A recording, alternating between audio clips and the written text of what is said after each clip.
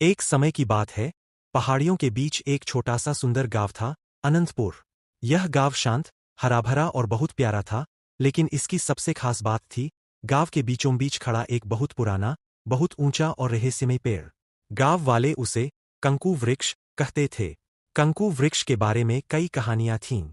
कहा जाता था कि रात के समय पेड़ हल्की चमक छोड़ता है, और जो भी सच्चे दिल से उसकी छाव में बैठकर कुछ मांगता है, उसकी इच्छा एक न एक दिन जरूर पूरी होती है। लेकिन गांव वालों में से किसी ने भी कभी इस पर ध्यान नहीं दिया, बस सुनते और आगे बढ़ जाते। लेकिन एक दिन, गांव में रहने वाला 12 साल का लड़का आरव इस पेड़ की सच्चाई जानने का फैसला करता है। आरव बहुत जिज्ञासु था, हर बात की तह तक जाने वाला, और हर चीज को खुद समझना चाहने वाला बच्चा।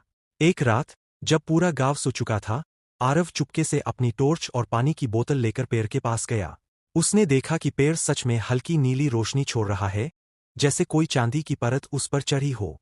आरव डर भी रहा था और उत्साहित भी। वह धीरे धीरे पेड़ के तने के पास गया और धीरे से बोला, अगर तुम वाकई जादुई पेड़ हो, तो मुझे अपनी सच्चाई दिखाओ।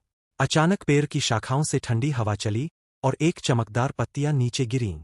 पत्तियां कोई साधारण पत्तियां नहीं थीं, वे सुनहरी थीं। आरव ने एक पत्ती उठाई।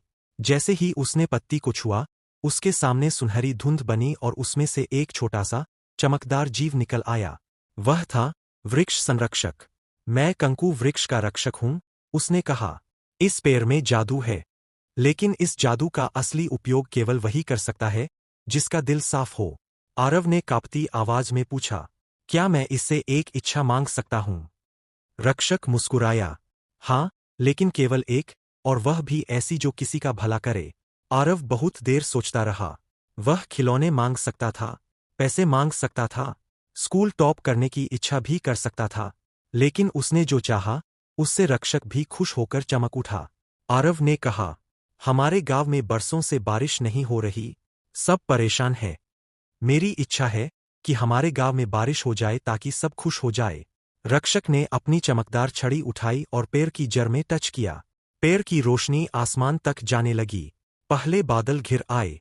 अगले दिन पेड़ की चमक गायब थी। वह फिर से एक साधारण, शांत पेड़ जैसा दिख रहा था। आरव समझ गया कि पेड़ का जादू तभी होता है, जब कोई निस्वार्थ इच्छा करता है। गांव वाले आरव को खूब प्यार करने लगे। लेकिन आरव ने किसी को भी पेड़ के जादू, रक्षक या उस रात की असली बात नहीं बताई। उसे लगा, कुछ रहस्य खूबसूरत होते हैं, और उन्हें रहस्य ही रहने देना चाहिए। लेकिन कहानी यहीं खत्म नहीं होती। कई साल बाद भी लोग कहते हैं, बरसात की पहली बूंद गिरने से पहले कंकु वृक्ष थोड़ी देर के लिए नीला चमकता है। शायद यह उस रात की याद हो, या शायद पेड़ आज भी किसी सच्चे दिल वाले बच्चे का इंतजार कर रहा हो।